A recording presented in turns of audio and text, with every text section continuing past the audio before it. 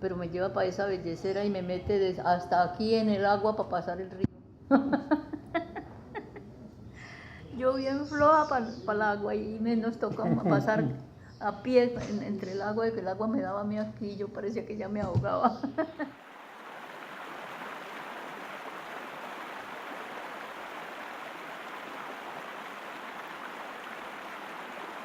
Entonces ya de ahí nos comenzamos a desplazar hacia las casas de la gente que más o menos se creía que se podían organizar, porque en realidad era toda gente también desplazada de otras regiones que venían sufriendo las mismas consecuencias que traíamos nosotros. Yo ya me había venido porque mi cuñado, también en el Tolima, evidenciábamos que ya la violencia contra nosotros iba fuertemente. Ellos llegaban, no se les daba nada llegar a las casas de noche y matar toda la familia que hubiera. Hicieron una matanza en cercanías de mi casa, que acabaron con toda la familia. Y se dieron pues a la tarea de asesinar a cuanto persona no les caía bien a ellos.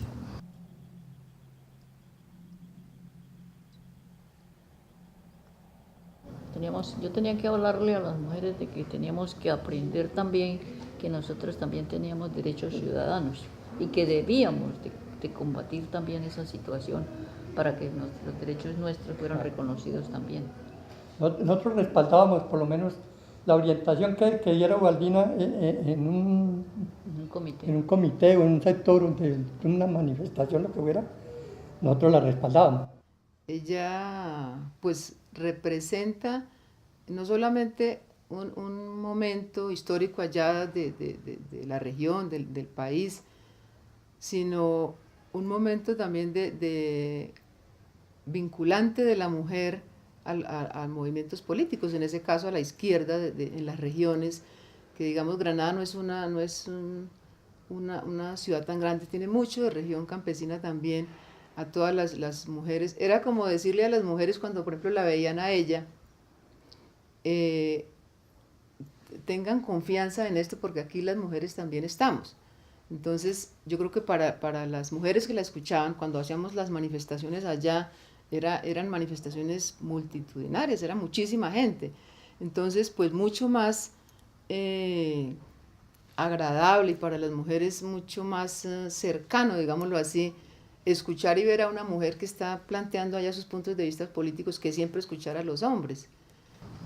Porque saber de que por lo menos en un sector como era Granada, como les decía anteriormente, que aquí no se oían sino era tiros en las diferentes esquinas entre unos y otros, y saber de que por lo menos una mujer iba a representar por lo menos a su municipio, eso fue un gran honor que se pudo obtener.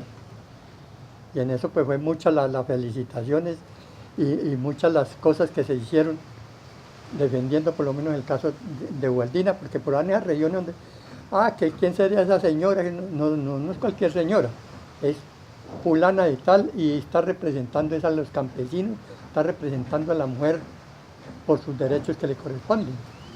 Es muy bonito, la verdad es eso.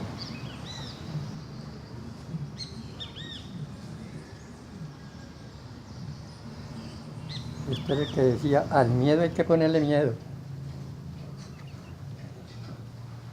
Esa manifestación que hizo Braulio en los Centauros en Villavicencio fue muy bellaca, para saber que después lo mataron. Y los mismos.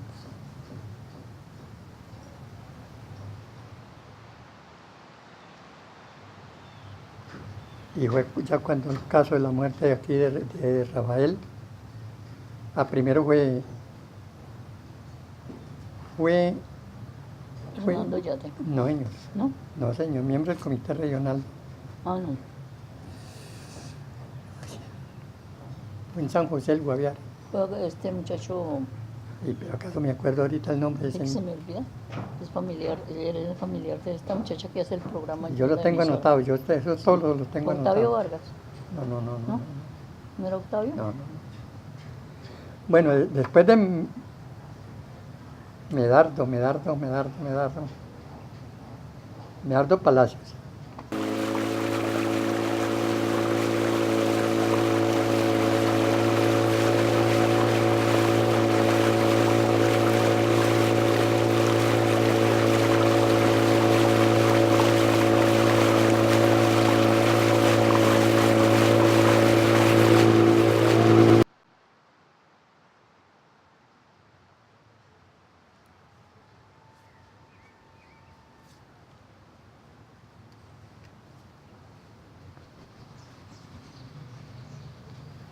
A Pedro lo mataron con una niña, ¿cierto? Una de las Sí, niñas. con Milena, la niña, la...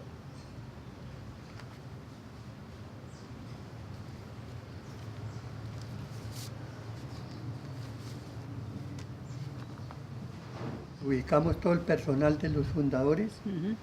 con el fin de principiar la historia. Claro. Pero ya después fue que la muerte de Josué y quedó todo en parada. Ahí estoy también. Mm.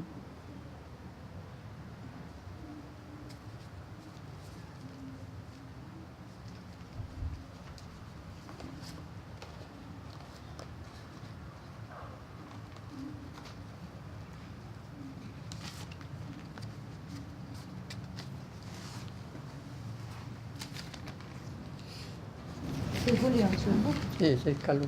Se me salió de por allá. Es José Rodrigo, José Rodrigo, sí. el, El esposo de María Mercedes. sí, diputado también de la Asamblea Departamental.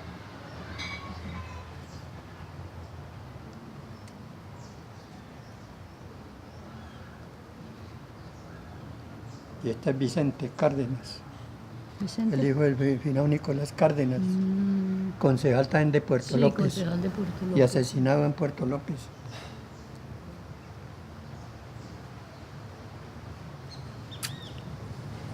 Carajo, tantas vidas que se perdieron, hola. Poco de foto, poco de foto.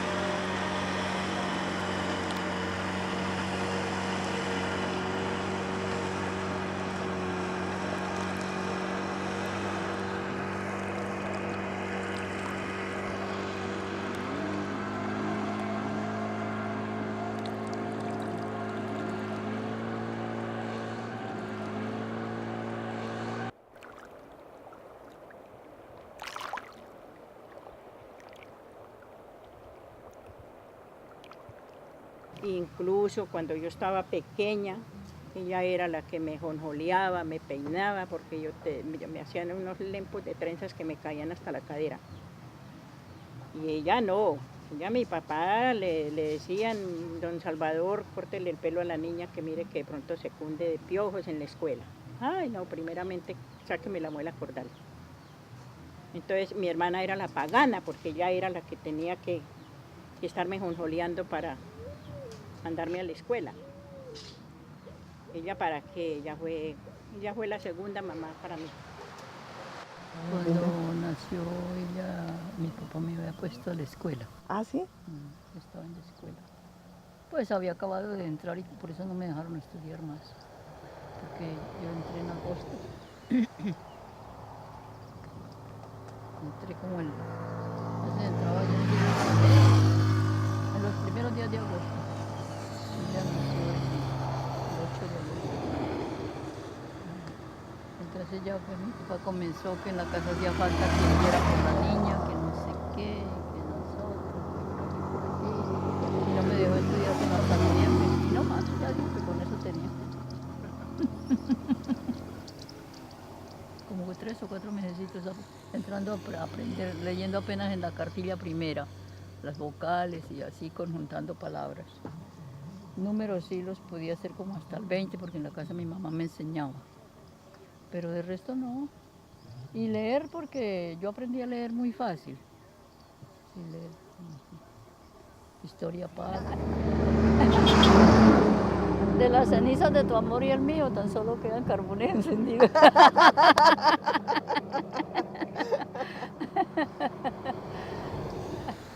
El primer amor fue un muchacho que era vecino de la misma región, pero porque él era músico y en una vez no recuerdo si fue una Navidad o llegaron ya con una serenata.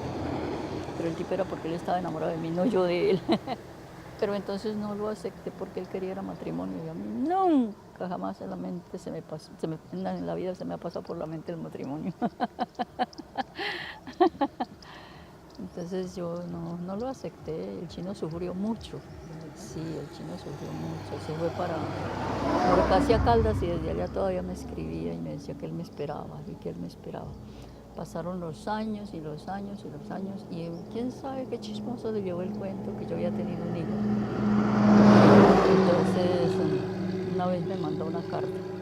Entonces alguien, el que recibió la carta, dijo, no, pero ella ya tiene un hijo. Y que me dijo, no, eso no importa que tenga un hijo, yo la he querido toda la vida a ella y yo quiero que ella sea mi esposa. Entonces digo, no, eso ya es muy difícil. Entonces me mandó una carta y yo me decía que no. Que definitivamente no, y no, y no. Pues sí, fui tan pendeja que me dejé enamorar. A mí me pesó. Para mí fue muy duro por el problema de que a mí me tocó quedarme en la casa. Yo decía que no, que yo me salía de la casa medio, pero no encontré para dónde irme. Se me cerró el mundo y no encontré para dónde irme. Me tocó quedarme en la casa. Me quedé en la casa y afronté la situación con mi papá. Yo fui franca y claro que por obligación me tocó ya, porque nadie en la casa sabía que yo estaba embarazada. Yo mantenía con una camisa ancha, así siempre una camisa ancha, y nadie se daba cuenta de que yo estaba embarazada. ¿Cuándo supieron? Obligatoriamente me tocó decirles cuando tenía 7 meses de embarazo. Una noche íbamos con mi papá de una reunión, habíamos ido a reunir una base de partido. Íbamos como una pendiente arriba y yo ya no alcanzaba casi a caminar. Mi papá iba adelantico de mí y íbamos por una pendiente arriba y yo lo paré en una lomita. Dije, no, esta noche le voy a decir, tócame lo que me toque, así me pegué un empujón y me mandé por abajo. Entonces lo paré y le dije, papá, espéreme un momentico ahí. Y subí. Entonces yo le dije, papá, yo tengo algo que decirle a usted. Entonces me dijo, ¿qué pasa? Entonces yo le dije, papá, yo estoy embarazada. Cogió el sombrero y se lo giró así de medio lado, se lo puso de medio lado y dijo, mañana hablamos. Con la llegada del bebé, pues ya cambió la situación. Ya, papá le dio ya las riendas ahí de la casa y ya él se sentía más malo, entonces ella era la que tenía que bregar cómo se embolataba para salir el día del mercado a hacer la remesita.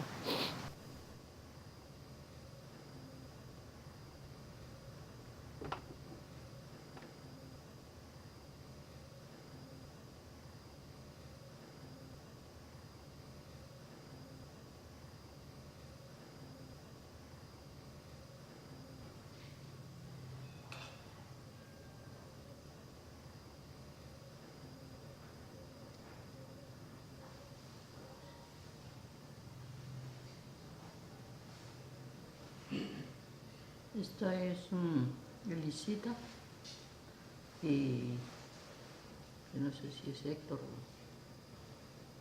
quién es el otro que está ahí a la espalda de la niña.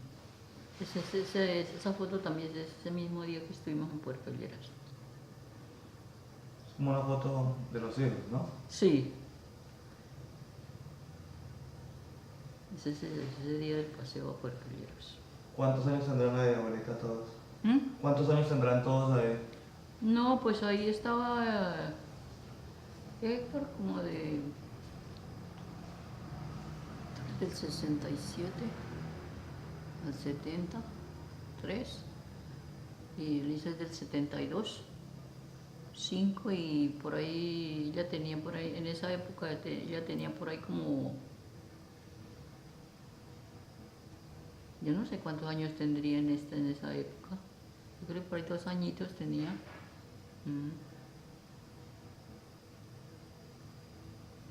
Y Héctor tenía que tener por ahí como 7 años y Leonel también tenía como 5 o 6 años tenía Leonel, que Leonel llegó a la edad de 7 años y era un bebecito.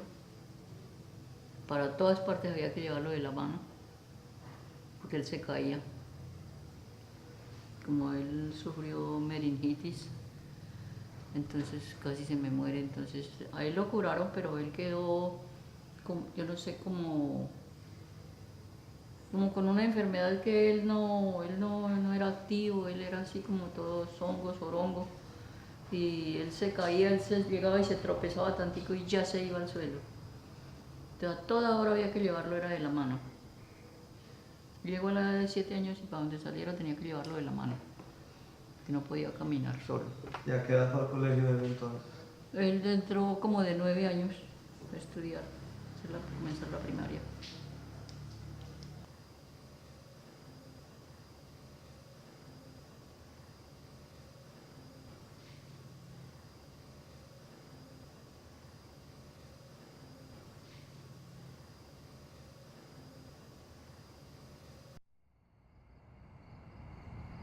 Entonces le dije a él, vaya, se consigue una partera,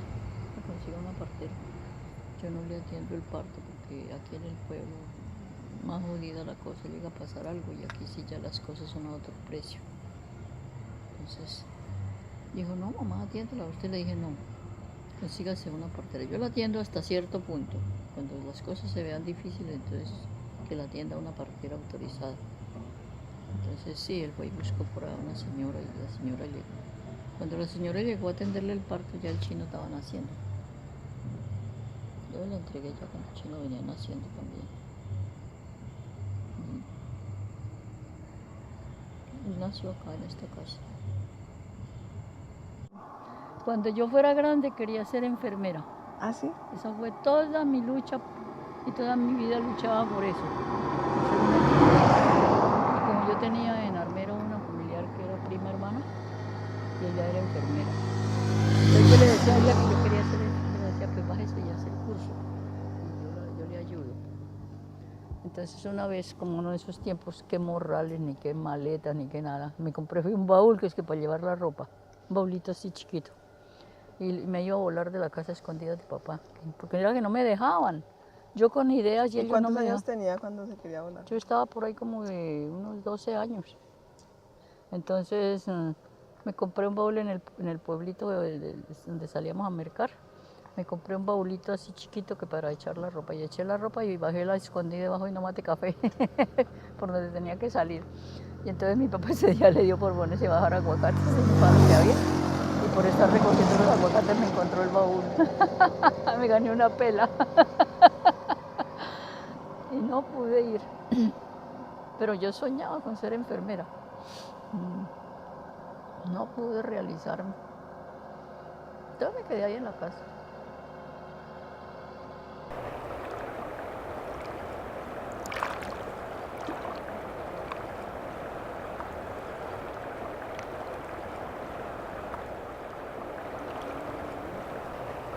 Tenía como casi 17 o 18 años como cuando comenzó la cuestión de la organización.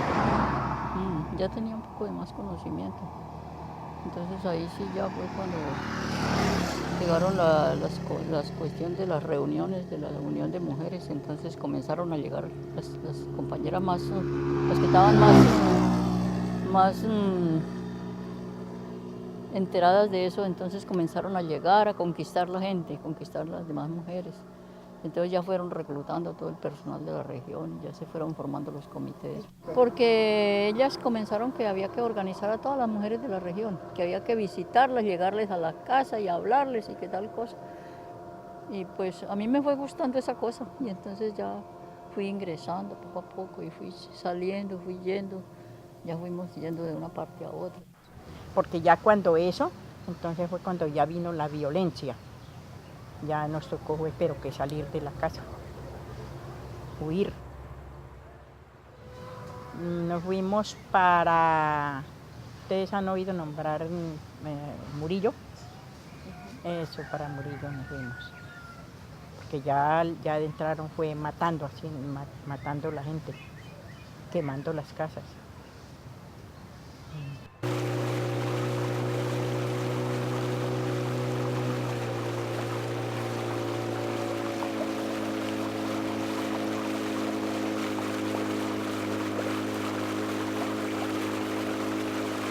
Su sensibilidad frente a lo social.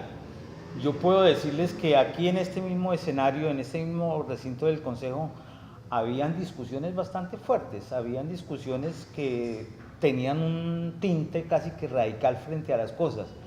En mi condición de concejal por el Partido Liberal siempre hemos obrado en consecuencia sobre el disenso que debe tener las personas que se discuten. Aquí habían personajes de enorme importancia, pero también muy intransigentes frente a las cosas. Ella era como el polo a tierra que había en el Consejo Municipal. Estábamos enfrascados en algún debate propio de las sesiones del Consejo Municipal y doña Ubaldina tomaba la palabra y la verdad era que parecía que hubiera una brisa refrescante que atenuaba en cierta medida las cosas y ante el concepto que ella daba, pues buscábamos algunos caminos que nos condujeran a hacer consensos y a bajarle la temperatura a los debates que en esas épocas se daban. Pero en síntesis, eso vuelvo y repito, era como el polo a tierra de los 9 concejales, discúlpenme, que habíamos en ese entonces, hoy en día son 15, la ciudad ha crecido. Pero en síntesis, eso era la persona que regulaba, el catalizador, el que mantenía la calma cuando ella veía que era necesario intervenir, lo hacía.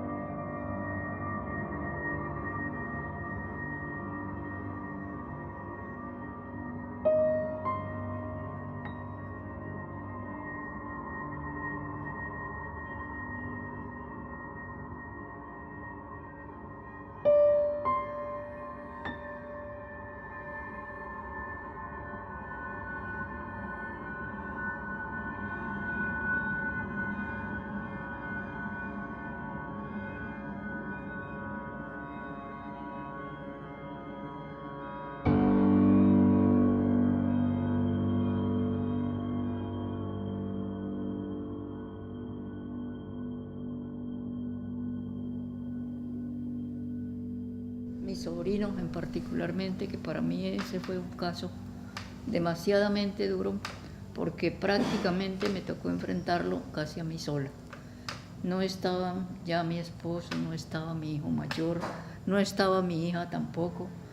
Estábamos únicamente los dos, Leonel y mi persona, pero en esos momentos tan difíciles Leonel no estaba conmigo, en esa hora no estaba conmigo.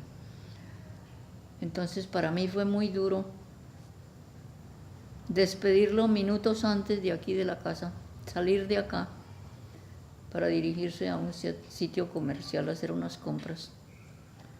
Y en menos de segundos ver llegar la hermana bañada en lágrimas y diciéndome que a Giovanni se lo habían llevado unos tipos.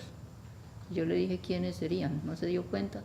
Dijo, no, 2 tipos armados de revólver lo echaron a un carro y se lo llevaron. Pasé muchas vicisitudes después por el problema de que, pues estando en esa situación ya, un sobrino me alcanzó a pasar el aviso que me movilizara, que me quitara de la vista, porque los tipos habían jurado que a mí, de ahí en adelante iban a dárselo la tarea de buscarme hasta donde me encontraran.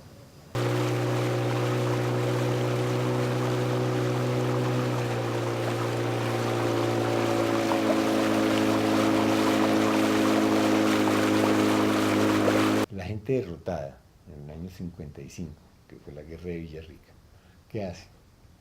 Se organiza en columnas de marcha, es decir, un movimiento de marcha de huyentes, de marcha de derrotados. Es decir, no se entregan, sino que transmontan la cordillera y bajan a la zona de la Diari. Organizados y defendidos por la guerrilla. Pero son organizados desde el punto de vista de la comida, la alimentación, la logística, y toda la organización social está dada por comandos guerrilleros. Esas columnas de marcha, les digo, unas llegan a la Diari y otras se van por la cordillera hacia la zona del Pato, Balsillas, ¿no es cierto?, hacia el Guayabero, por otro lado. No van, no es un bloque, no es un grupo que vaya andando solo, es un camino, ¿no es cierto?, un camino que va siendo dirigido por las guerrillas, pero son caminos, no es un grupo, ¿no es cierto?, compacto que se va un día y llega otro día, sino son caminos que van dándole salida a la gente derrotada en Villarrica y Cunday, Galilea y Cabrera y toda esa región del Sumapaz y el Tequendama. Entonces se van creando esos caminos, que son el origen de las repúblicas independientes.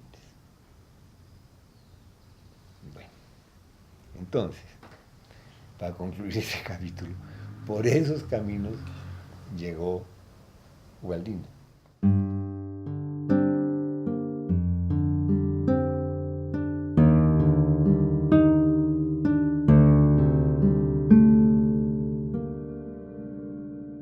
Y yo estaba trabajando ahí.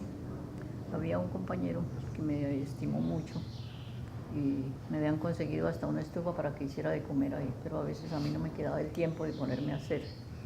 Entonces, ya eran 2, 3 de la tarde y yo no había almorzado. Entonces él venía y me decía, ¿ya almorzó? Y yo le decía, sí señor, ya almorcé. Iba y miraba las vasijas y decía, no sea mentirosa que usted no ha comido nada, quitan las vasijas limpias. Entonces él comía por allí, en un restaurante que le decían, yo no sé si sería por sobrenombre o cómo sería, pero le decían al señor que media vida.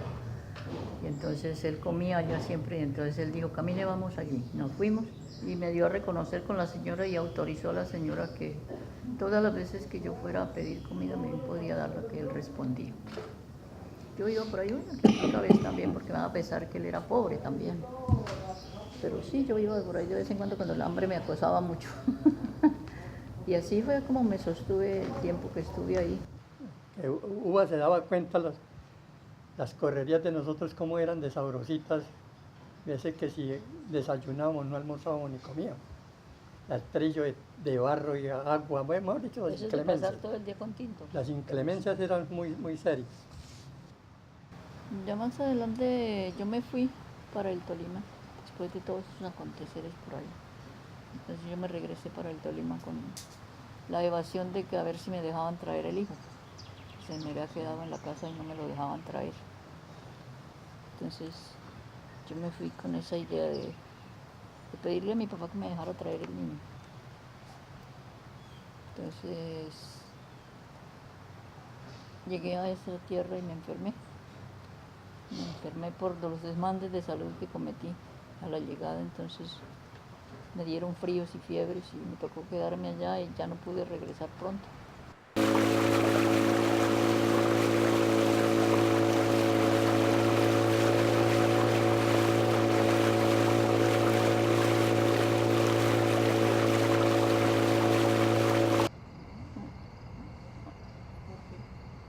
salí ardida. ¿Ardida con el amor? Ardida con el amor.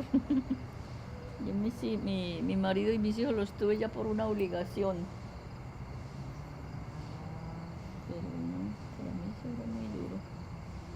Pues porque él era drástico también en veces. Él no era de esos hombres cariñosos, ni salameros, ni nada. Él era así como todo. ¿Que no la consentía? No, él era muy brusco, muy... No, él era de esos hombres así salameros, ni cariñosos, ¿no? Pero le Yo solo ponía hice, flores. yo solo pues me resigné a vivir con él por tener un respeto en la vida, ¿cierto? Alguien que lo haga respetar a uno y tal cosa, y que la gente no crea que porque de pronto uno es por ahí solo, que cualquiera puede venir a valerse de otro medio, pero él era muy brusco, y no era sociable así. A él costó mucho trabajo educarlo también. Claro, lógicamente, pues del esposo.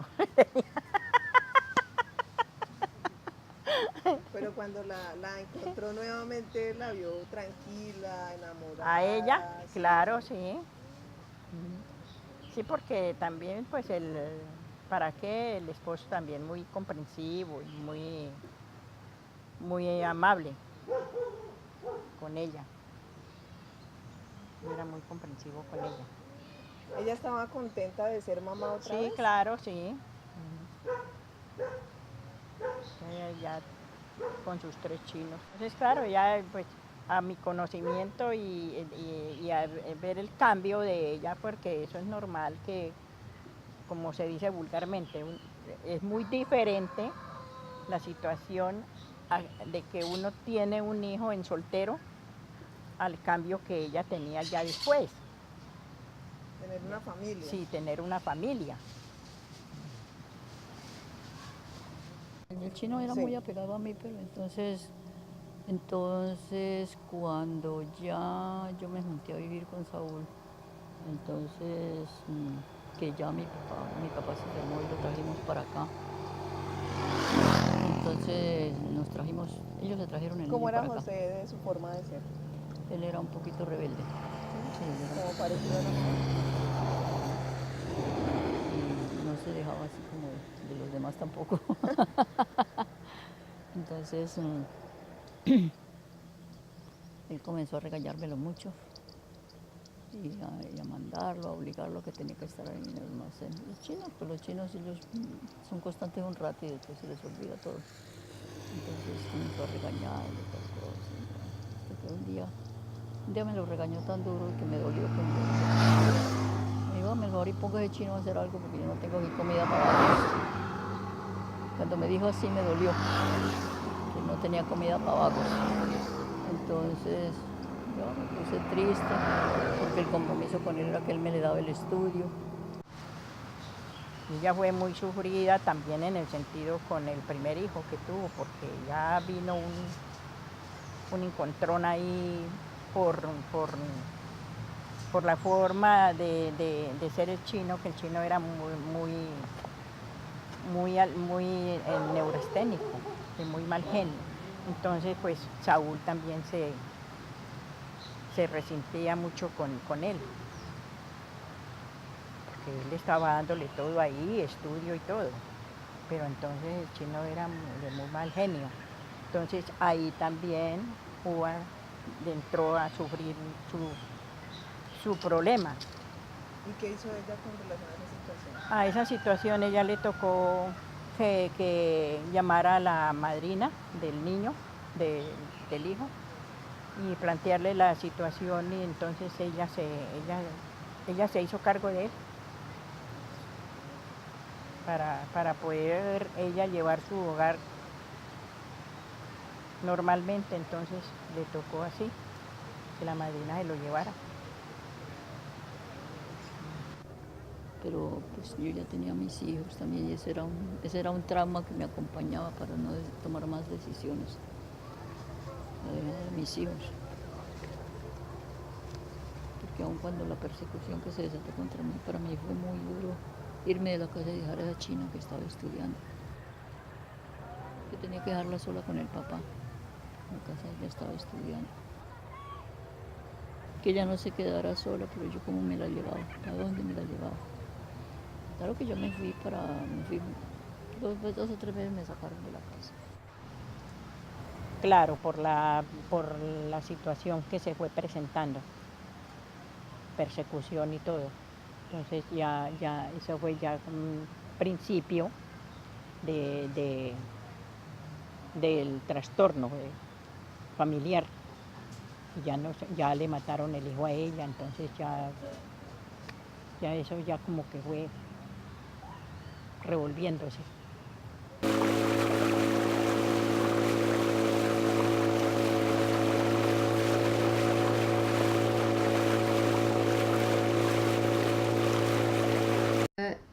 Los recuerdos que tengo con ella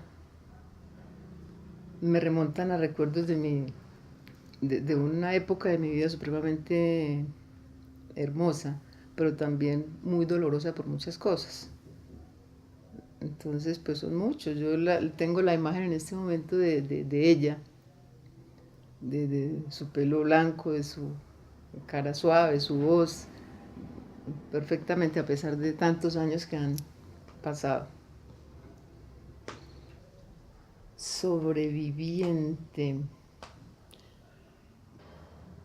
Pues todos estábamos como en la mira de las balas ahí expuestos permanentemente.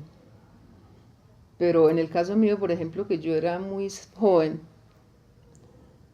pues yo no tenía hijos, entonces para mí era como muy fácil, en cierta medida, enfrentarme a todo eso, porque si ahora que ya tengo mis hijos, seguramente yo no haría las mismas cosas que hice en ese momento, porque ya siento otros temores. Pero en ese momento, y más cuando uno es joven, uno es muy temerario.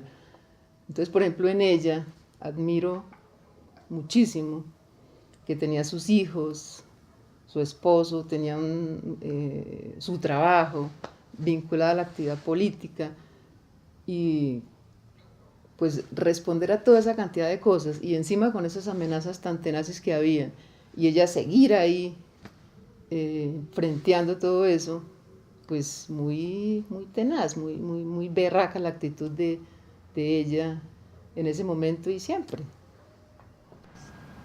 Bueno, pues entre todas esas conversas que hemos tenido, se creó un movimiento que lo llamamos la Dirección Departamental de la UMD. Significaba Unión de Mujeres Demócratas de Colombia. Entonces ya comenzó esa organización a tener sus delegaciones, a tener sus cabezas visibles para estarlas mandando a organizar a las diferentes partes. Entre esas estaba que nos asesoraba el compañero Rafael Reyes. Entonces, una vez nos fuimos para Bogotá, la compañera Ascensión Vargas, la compañera Paulina Orozco, la compañera Marina, que se me escapa su apellido de por allá de la Cima, y la compañera Mercedes, la alcaldesa que asesinaron. De García, sí. Y nos fuimos varias mujeres para Bogotá en son de reclamar nuestros derechos ciudadanos y toda la cosa. Y entonces nos hicimos oír en el recinto del Consejo, al Congreso. Y allá nos hicimos oír, allá fue donde ya nos hicimos oír. Nos tomamos el salón del Congreso y nos tuvieron que dejar que habláramos allá. Entonces ya, pues allá vieron que pues era una organización muy justa, ¿no? No era una organización que se diga que Ave María, que íbamos a pelear con armas y toda la cosa, ¿no? Íbamos solamente con la dialéctica. Y sí, logramos que nos dejaran el salón del Congreso y hicimos una reunión muy grande, muy fuerte, con asistencia de compañeros de allá de Bogotá y delegaciones de varias partes, porque eso resonó, y entonces de diferentes partes donde había la organización femenina llegaron las delegaciones. Entonces se logró que nos dejaran, que nos reconocieran ese derecho que pedíamos que era el de protestar. Y sí, y allá pues ya nos, entonces ya en esa ocasión, eso era en la época de, ¿sería de Turbay? Sí, que estaba en el poder. Trataron de reprimirnos, pero no pudieron. Les tocó al fin que dejarnos. Nosotros hicimos varias protestas ahí en el parque y todo transcurrió bien. Después salimos hacia una reunión interna de la organización por allá al recinto de la sede de la organización femenina también. Y pues ya siempre con mucho cuidado porque se temían represalias con las gentes dispersas por ahí de pronto. Entonces ya nos tocaba, no todos salíamos 2 ni 3, sino salíamos 4 o 6.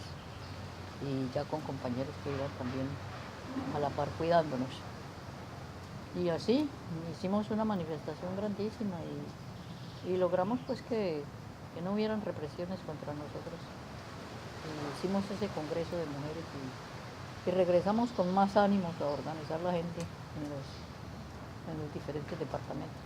Es decir, esa gente que hizo la guerra desapareció y dejó esa constancia. Esa constancia fue en buena medida dirigida, ¿no es cierto?, por Ubaldina. Ubaldina fue la que me dio muchas de las claves para que yo pudiera encontrar a esa gente y oír sus relatos, ¿no es cierto? Ubaldina fue para mí una persona que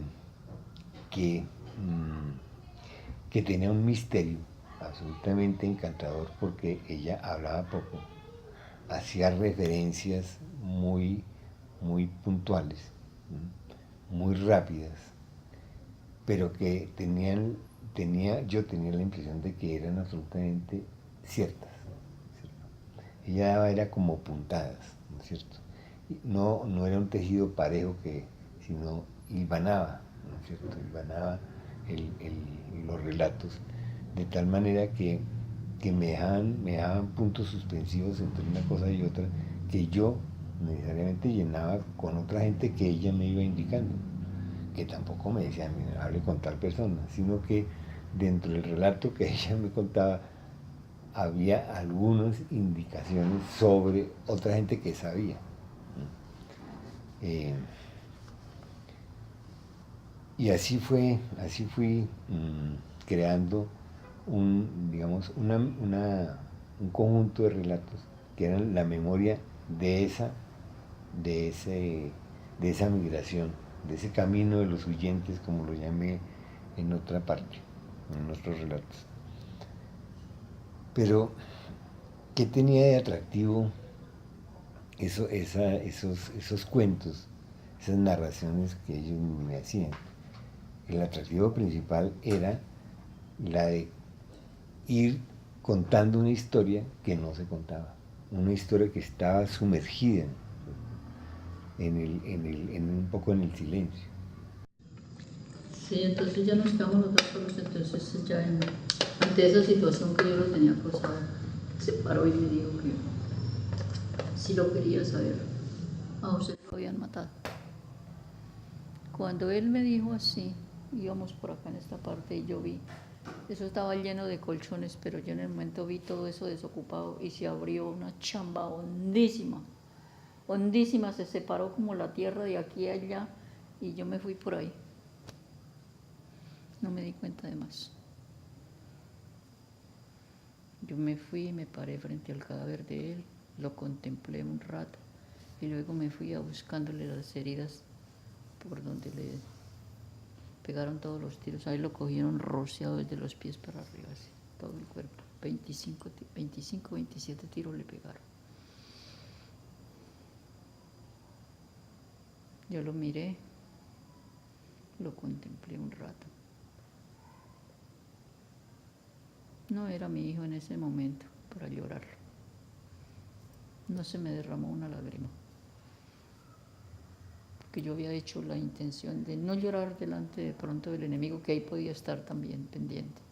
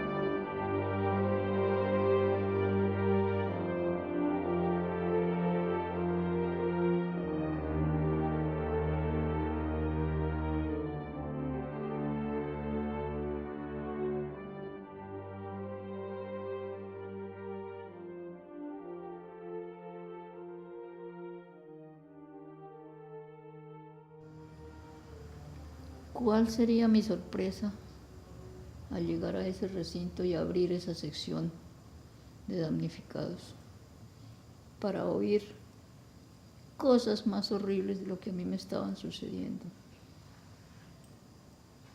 De llegar a las casas, los pícaros, amarrar a los padres sin coger a las hijas, mujeres y violarlas a presencia de ellos, y luego matarlas.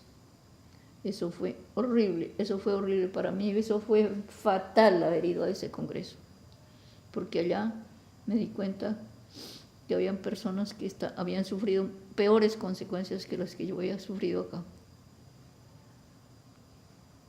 Porque eso fueron terribles los informes de todas esas regiones donde estaba sucediendo todas esas cosas, esas pobres madres, esos hermanos, esos huérfanos que quedaron, los que lograron salvarse, las tragedias que esa gente también pasó. Horrible.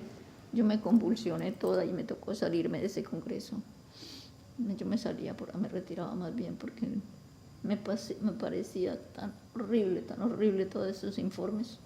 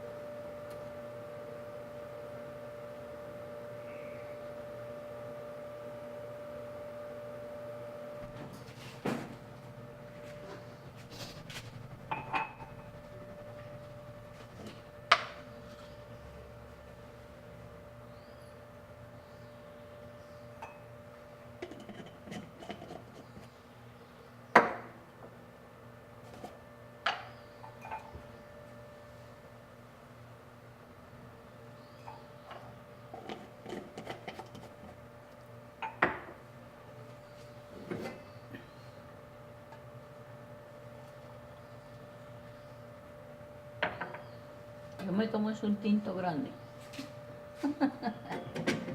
Siempre les hago venta.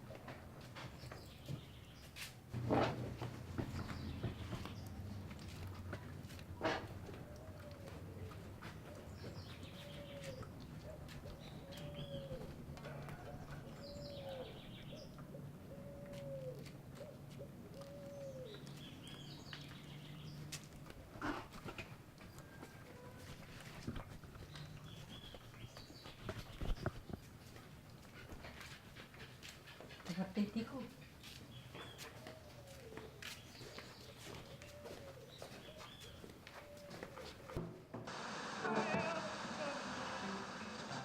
Por un hondo vivir, un eterno sentir,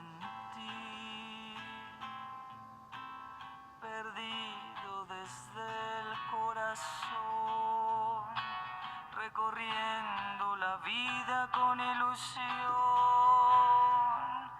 como una mirada profunda, así es tu dolor, como el recuerdo, la ausencia, así mismo quedó.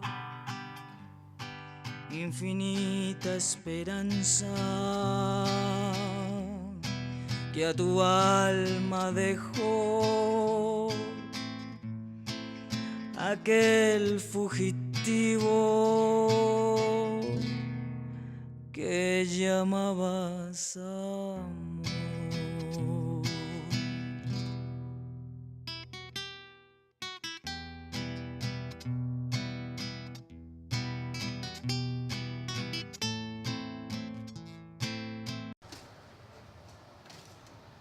Hola tía, ¿cómo amaneció hoy?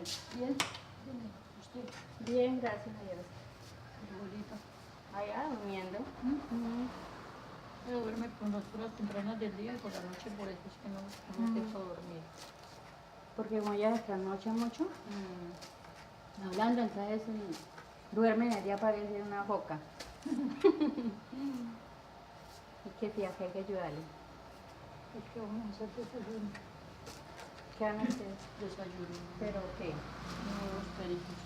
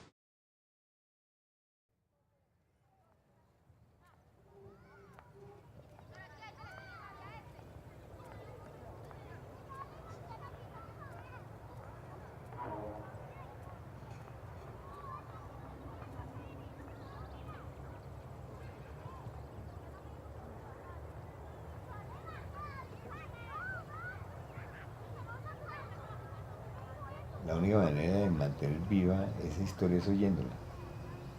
¿No? Yo creo que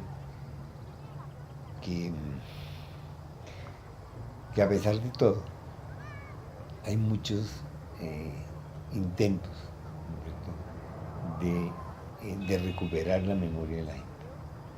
Porque uno de los efectos que tiene el terror, que tiene la violencia, es cortar la memoria, es imponer el silencio, es impedir que la gente se relacione una con otra, que se reconozca.